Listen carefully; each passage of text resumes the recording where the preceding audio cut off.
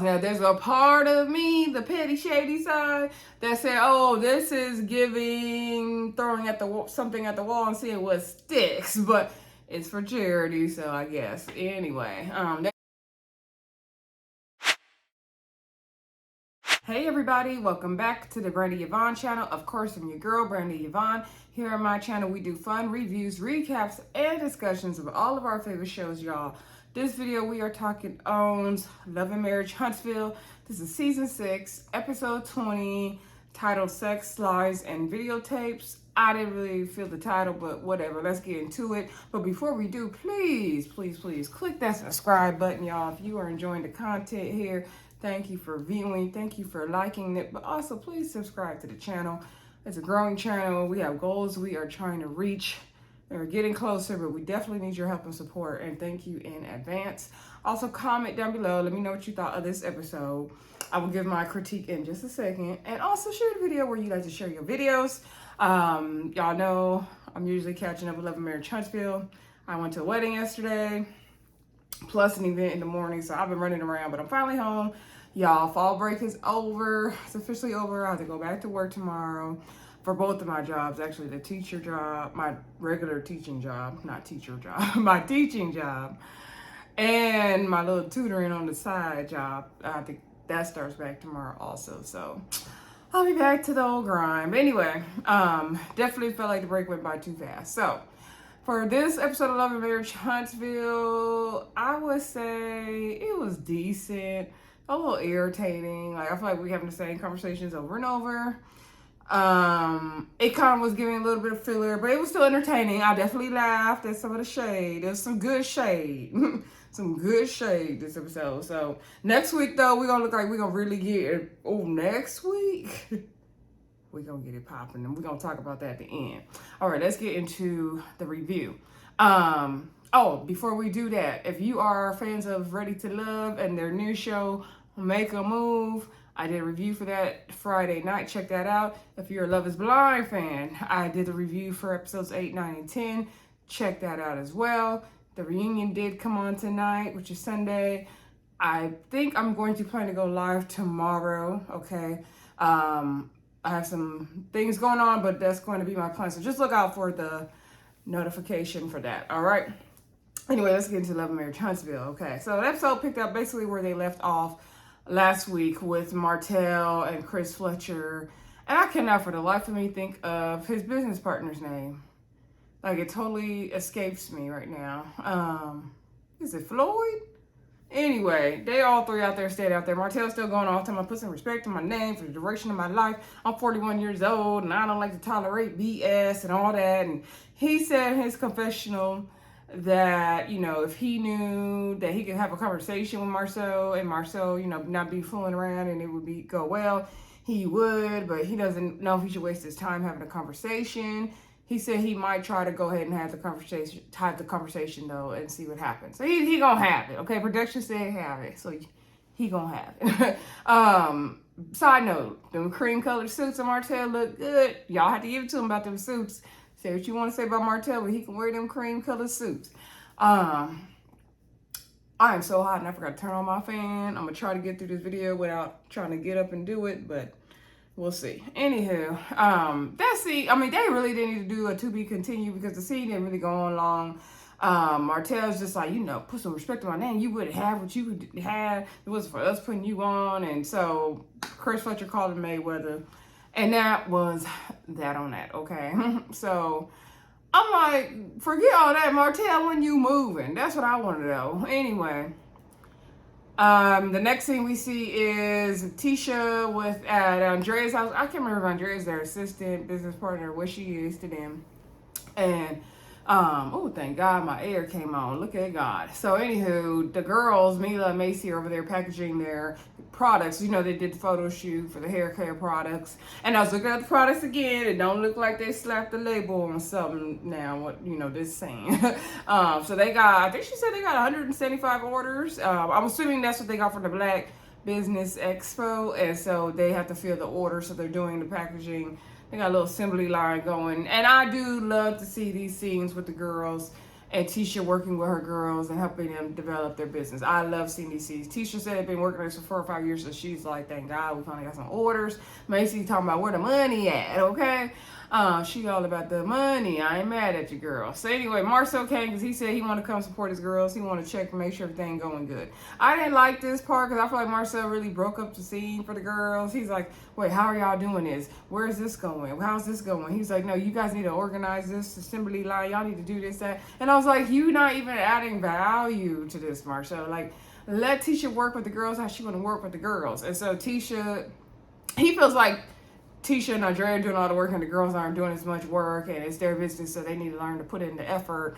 And so Tisha says she's gonna have the oldest one, like, so she's more concerned with the money and stuff, look at the accounts and do more. And they said the oldest one, it seems to be more involved. And Tisha said her thing is she wants to take baby steps. She don't want to have them do too much too soon where they're not interested in doing it anymore. And I totally get Tisha's approach, and I'm not mad at it. Like, I get what Marcel was saying, and I think what Marcel is saying is more appropriate when they get a little older. But I think for now, to not wear them out where they're like, oh, I just want to have fun. You know, they want to be a kid still, so you don't want to make them do all this business, and to the point where, like, now they are totally going to be against it and not want to do those type of things, which they don't have to do. But I think giving it to them in small doses is a good idea, like Tisha said. In my opinion, y'all let me know what y'all think in the comments. You might have a different approach. So anyway, Marcel, the point of this scene is for Marcel and Tisha had this conversation, okay? So Marcel and Tisha talk about the whole Black Business Expo, and Tisha didn't like the feedback. She felt like it was messy and all that. Marcel said he appreciates all the feedback. He would take it into consideration and use those things to make it better. And then she asked him about the whole thing with Stormy. He said, yeah, Stormy, you know, she kept, you know, taking these digs and not really saying anything to me, coming up to me, saying hi to everyone else, not saying hi to me. And so they did show the clips. And in my opinion, I'm sorry, y'all, I like Stormy. Stormy has definitely grown on me. But Stormy is very, very passive aggressive. And she says she's one way, but she acts another way, in my opinion. So Tisha was saying that, so Marcel was saying, like, yeah, she was trying to get a rise out of me, calling me, you know, a B word and all that, and I wasn't going to give her that satisfaction. And so they did show clips where Tisha, because Tisha said her and Stormy met up at Black to talk about it.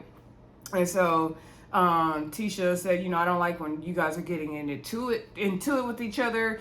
You know, you call him the B word, and Stormy said, okay, you don't like it when I call him the B word. And she was like, no, I would like you not to do that. So Stormy said, okay, I won't do that anymore. She's like, well, I'll work on it. And she was like, let me tell you, like, I get over stuff quickly because, you know, my family is real rah, rah, rah. So, you know, I just be keeping it pushing, getting over stuff. But, you know, I try not to do that anymore. And to be honest with you, like, I called him that because I'm a B word myself. I've been a bitch, she said, since she was 4 years old. And I was like, what? Like, what?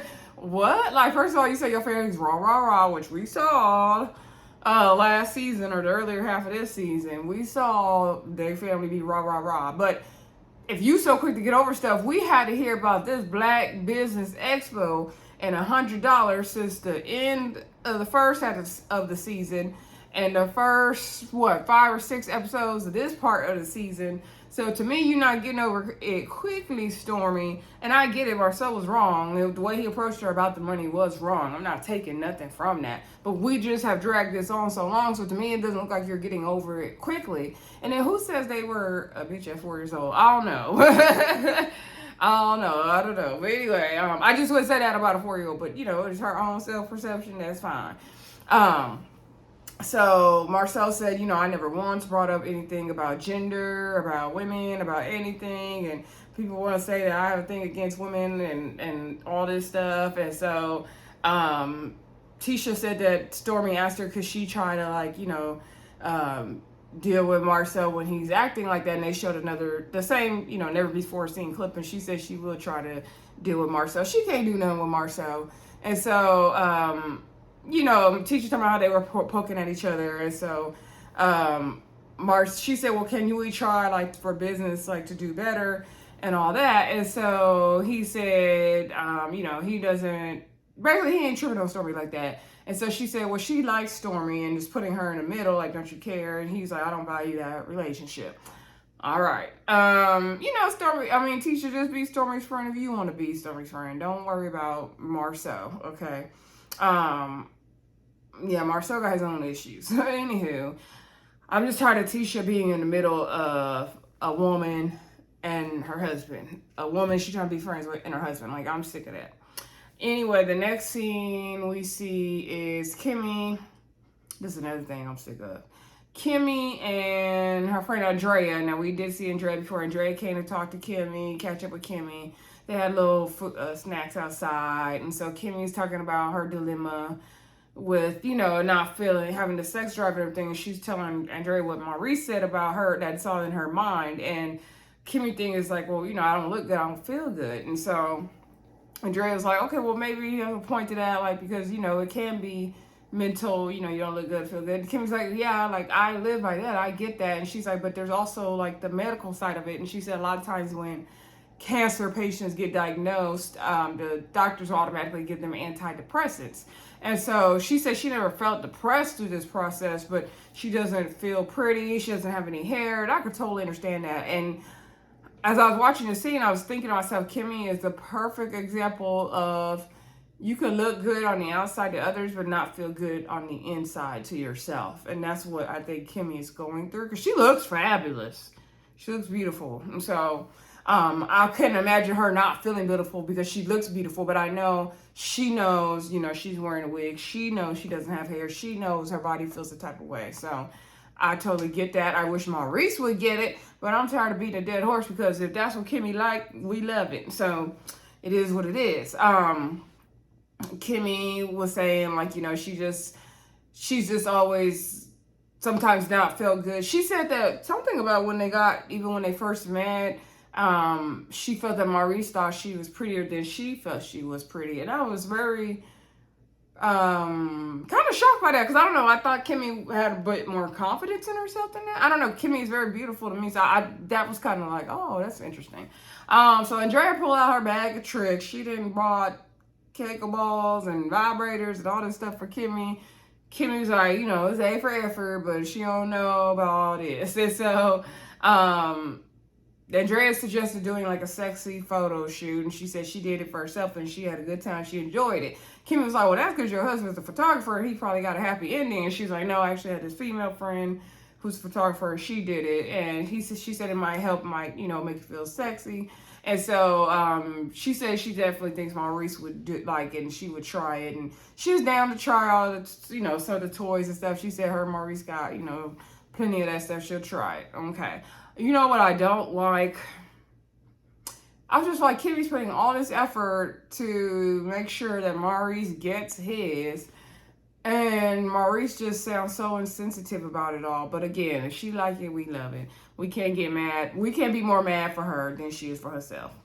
And so they also talked about seeing a sex therapist, and Andrea said maybe he needs to do his own individual work while they're doing therapy together. And so Kimmie did say he's not always receptive to things, or when they first were doing like marriage counseling, they showed a scene from season 1, which I don't remember seeing that scene, but that was some years ago now.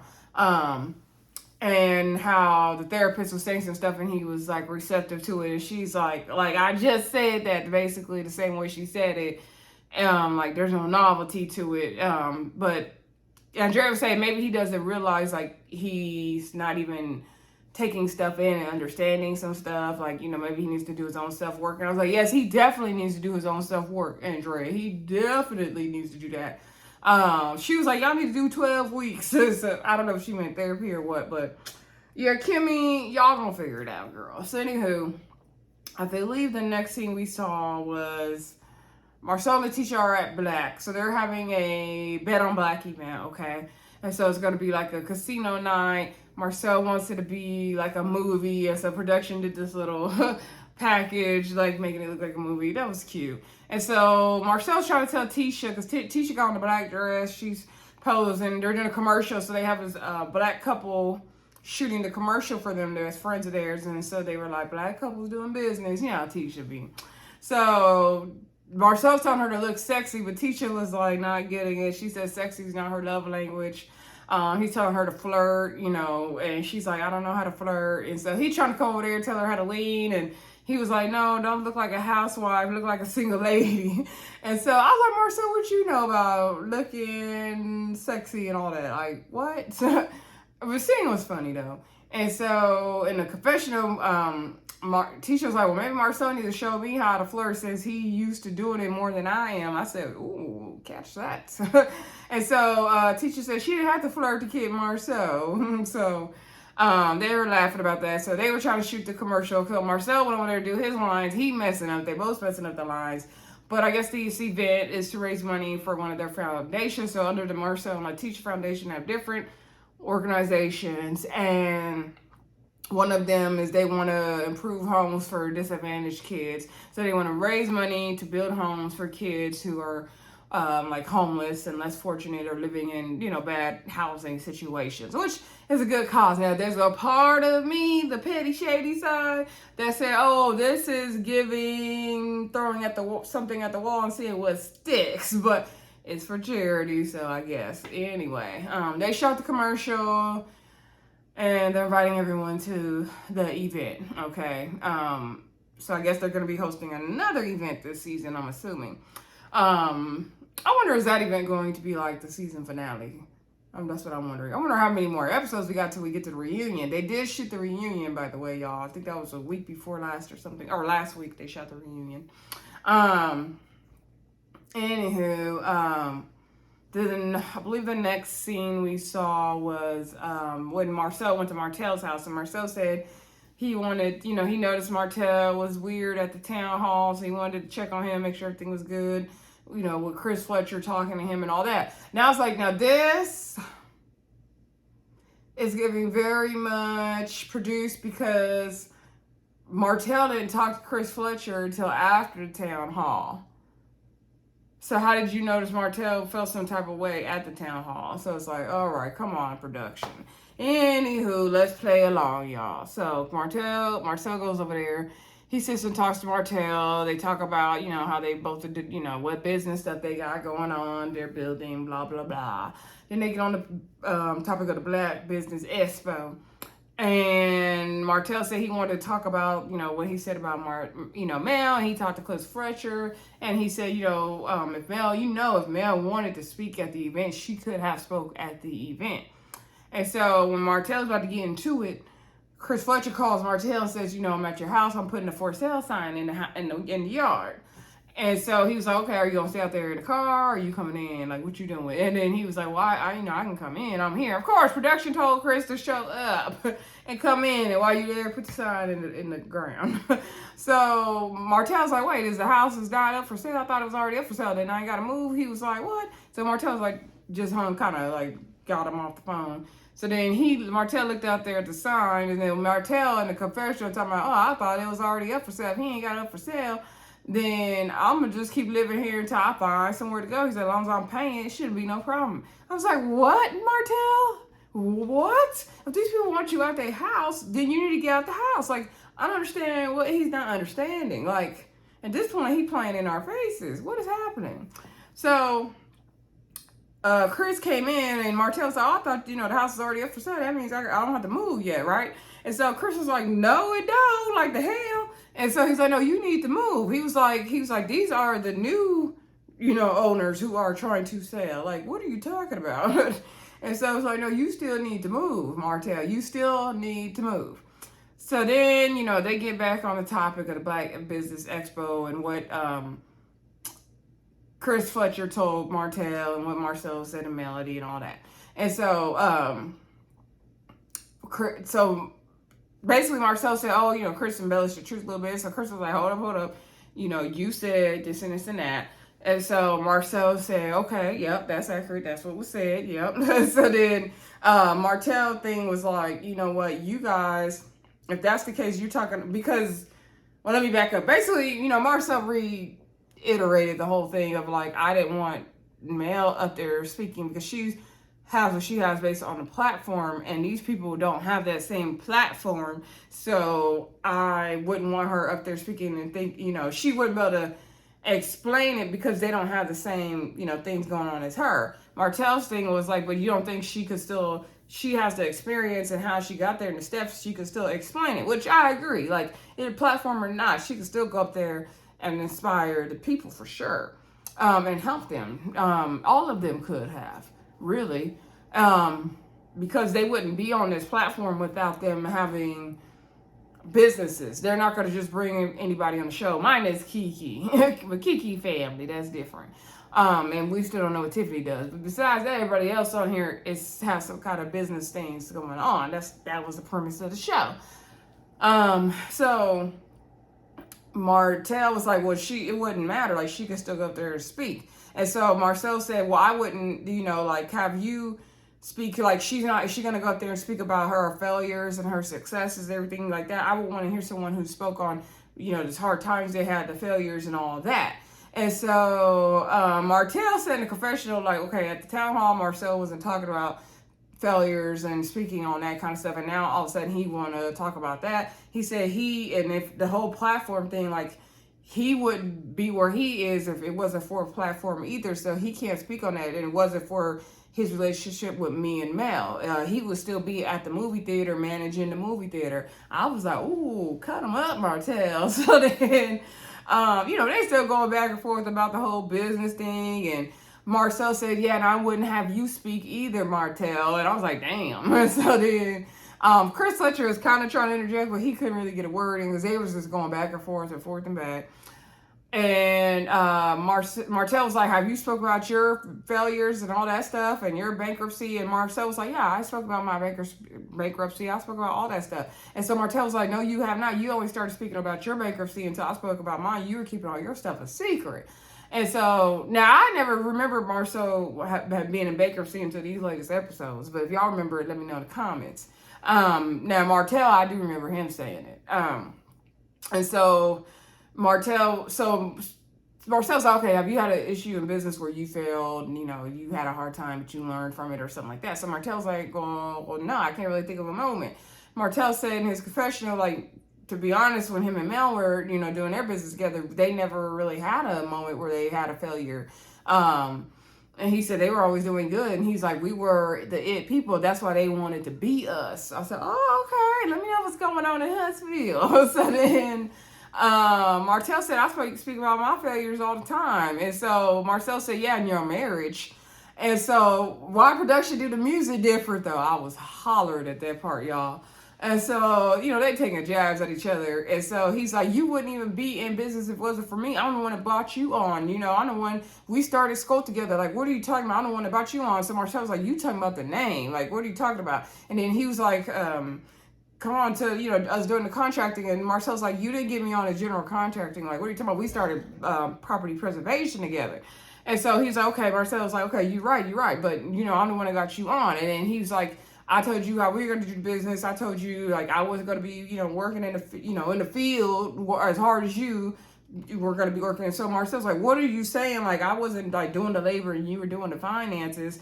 And then he's like, anyway, when we looked at the books of Skolt, like, Skolt was broke. It was a family business. And he's like, I had to buy you out. So Martel's like, what? Like, what are you saying? Like, so then they going back and forth about the business and who helped who and who did what and all this stuff. And so Martel said that Marsau was needing more money, and so he had to he lent him a helping hand, and he's like, I started a business to help you out. And so Marcel's like, what are you talking about? I thought, like, are you saying we started Skolt like you were doing me a favor? And so Chris Fletcher said something, I don't remember. And so then he was like, yeah, because I didn't need to start, Martel was like, yeah, I didn't need to start, Skolt with you. I was fine. Like, why would I do that? And he was saying, okay, you're saying, so Marcel's like, I thought we just started a business together. And so then Marcel said in his confessional, like, when Martel's getting to this point of like, oh, like who helped who and who did what, like, he's like, I don't know, like, he needs to really kind of watch it, like, if we could really, go there. And I was like, oh, what's the tea? And so he didn't like that. But, I mean, Marcel, you did start it. So I didn't like that. This scene got on my nerve because it was one big, like, who got the bigger thing, the sling contest, pissing contest. And I'm like, at the end of the day, you guys are friends. At the end of the day, you guys helped each other out in many ways in business. And it's something that you can't really count. And if we're going to say who did what for who and go tit for tat, that's where people lose me. Okay, that's where people lose me. And then that's when it becomes hard to let people even do anything for you or work with people, because then they're going to throw it back in your face. And I feel like they're doing it to each other. I'm not saying Martel's doing it to Marcel or vice versa. They're doing it to each other. So then Marcel was like, okay, who had to buy who out? Who helped who the most? Did I help you more than you helped me? Or did you help me more than I helped you? Like, didn't I have to loan you money? And so Martel's like, what, Marcel? Like, you ain't did is for me. You ain't did is for me. And he was like, what the hell have you did for me? And so Marcel was like, did I not have to loan you money? And so Martel's like, no, I had to give you money. You're the one I had to give you money. And so he's like, you just said you asked me for money. And Marcel said, yeah, and I said I didn't need it and I didn't take it. And then he was like, okay, then why'd you ask? He's like, I didn't take your money. And so then they're going back and forth with that. Then Marcel said that he had to loan Martel money. So Martel's like, no, let's move forward. And so then, Marcel said he had to loan Martel money. And then Marcel was like, what are you talking about? When did we have to loan money? Like, when did you loan me money? Like, what are you talking about? I don't remember that. And so then they're still talking about business matters, and they're talking about, was it when we were building this and that? And he was like, the only thing I remember is me bringing my guys out there to help you. That's the only thing I remember. Marcel was like, okay, Martel's lying through his teeth, and like, he is not recalling things right, and he better, he might want to hush on that one. I was like, dang. So then he was like, I got the checks to prove it, where you paid me back money. Now, this scene, I was watching Martel, because, you could tell when Martel's lying easy. You could always tell when Martel's lying. And I could tell he was lying, because Marcel said he was in a rough spot and he had to help him out. And we do remember when Martel has been in a rough spot, he kind of still is. He kind of just getting out of that rough spot. And his body language, the way he was answering and the way he was like not recalling it. Because if you had to borrow large sums of money from someone, you're going to remember that. Okay. When people act like they don't remember stuff with money, that irks me. That irks me so much, because when it comes to money and all that kind of stuff, you're going to remember that. Okay. In my opinion. So I was like, I'm thinking you had to borrow a little bit of something, Martel. It's looking like you got to borrow a little something. That's okay. But I'm sure they did help Marcel get on. Okay. Marcel and Latisha wouldn't be where they are if it wasn't for the Holtz and their association with the Holtz. I'm not saying the Holtz made them or nothing like that. I'm just saying that they all helped each other out and like, let's move forward. So Martel, like I said, let's move forward. And so Chris Fletcher's like, finally he broke it up. He was like, okay, hey, like, end of the day, y'all be going through this all day. At the end of the day, I just wanted to clear things up and, make sure we were all on the same page. And Marcel said, you know what, that's fine, Chris Fletcher. Like, if that's the story, you gave Martel believed it that way, that's fine. We're going to move forward and be good friends. And so Chris just laughed because Marcel said it in such a condescending way. And so Martel made a comment about, you need to talk about being you want to talk about being a friend, but then you don't really want to be a friend, something like that. And I was like, oh, Martel really is friends with Marcel. Because I was like, you wouldn't say that if you didn't care. He really is friends with Marcel. And so Marcel's like, what are you talking about? I invited you to the Bet on Black event. And he was like, you too, Chris. And Chris was like, can I bring my wife? Marcel's like, yes, please bring your wife. And he's like, Martel, you can bring. And I was like, y'all better not say Sheree. And so he's like, you can bring your whole harem of women. You can bring, your whole squad. He's like, I'll bring a sprinter van for you. So Martel said, you need to chill out, Marcel. And so that was the end of that scene. I guess it was good for TV. Okay, so then the final scene we got was Kiki and Mel meeting up. So Mel said, everybody knows that the hottest new thing in Huntsville right now is the Mid-City. Okay, and we are going to eat and have a little something to drink over there in Mid-City with Kiki. So she going there with Kiki with her little hot pink shorts on. You was looking cute, Mel. That area looked cool, though. I would love to see that. That looked really, really cool area to hang out in. So I think they call it the camp or something. Anywho, Kiki showed up with her turban on. And so Mel was like, I didn't know if you was going to show me. You didn't come down to the baby Ace reveal. And she was like, girl, I know I wanted to come. Now, I ain't scared to show my face, girl. I ain't scared to come. But, I was sick, girl. I told you I was sick. I had to go to the hospital. I had to do all this, girl. I wasn't doing well. And I was like, oh, Kiki, I'm tired. Truth is, I'm tired, Kiki. Okay? So anyway, you can tell Mel was looking like, girl, like Mel believe her, but she really don't believe her. That was the expression Mel was giving on her face. And so Mel was like, but you good right now? Because you look good. So I'm assuming you feeling good. So Kiki said she is doing good as of now. So Mel brought up the whole Black Business Expo and how Kimmie had the town hall and how Stormy and Courtney had tension with Marcel and the whole $100 thing. And so Kiki said she did hear about something down to the expo and about the $100. And so Mel said her thing was like, how are millionaires over here fighting over $100? Kiki said she doesn't think it was about the amount, but it's just the way Marcel approached Stormy, which that's what it was. And so Kiki said, like, at the end of the day, like, Marcel will try to, like, talk to you and come at you in a certain type of way, like you stupid and like you're not going to understand. But it's like, bro, like, I see you. And she said, before, Marcel got money and all this stuff, like, he was a different person. Like, he wasn't like this. And she said, now that he's touched a little money and fame and success, like, he's a different person. And I was like, oh, that is very interesting. I would not mind. I would like if they brought Miss Wanda back. And I would like to hear from, like, Miss Wanda. I don't know, Kiki credibility ain't good for me, though. I want to hear, like, how it really, really was back in the day. Because everybody keeps saying, oh, back then, this and that. So I want to know what was really going on back then before the show was pitched. So, anywho, Kiki said, she heard about the rumor about Marcel slept with some girl. They beeped it out. They went to the club. The girl and somebody else had a threesome with Marcel, and Mel was looking like, girl, what? And then that's what it was, pretty much to be continued. Then I was like, oh my gosh, here we go with this again. Like, come on, Love and Marriage Huntsville. Do we have to do this again? I mean, we're going to watch it, though. Let me know what y'all thought of the episode. Oh, and that preview. That's what I was going to talk about. So next week is when they get to that fight at the barbecue that we've been waiting to see all season long, and I'm glad we about to get into it. Now, I was sitting down watching the episode, right? And they showed that preview was the way that Kiki threw that was going off on Tisha and then threw the drink in her face. Y'all, I jumped up like I was Tisha. And Tisha didn't jump up and react good enough for me, but maybe we'll see more in the episode.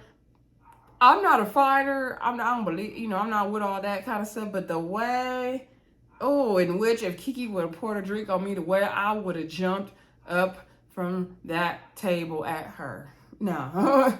No. And I'm not about that life. I'm not at all. Not at all. If you ask anyone who knows me, I'm not quick to fight. I'm not quick to get in confrontations. I would try to de-escalate before I escalate. But you pour a drink in my face, that one's gonna be hard for me. That one's gonna be hard for me not to. Tisha, you better than me. Tisha, if I was Tisha, I would have hauled off on her. No. But we gonna see what happens next week. We definitely gonna be watching that. Y'all don't forget to like, comment, subscribe, and share. Check out my latest videos, and I'll talk to y'all soon. Bye.